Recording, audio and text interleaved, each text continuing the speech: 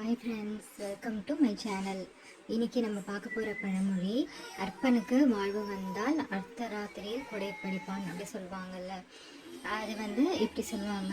ஆனால் அதோட உண்மையான பழமொழி என்னென்னா, அர்ப்பணித்து வாழ்ந்து வந்தால் அர்த்தராத்திரியிலும் கொடை கொடுப்பான்.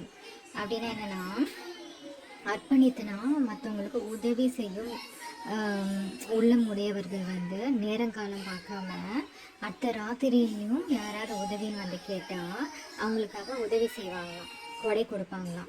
அதுதான் அர்ப்பணித்து வாழ்ந்து வந்தால் அடுத்த ராத்திரியிலும் கொடை கொடுப்பான் அப்படின்றது தான் அந்த பழமொழி. ஓகே ஃப்ரெண்ட்ஸ், இதுதான் என்னையோட பழமொழி.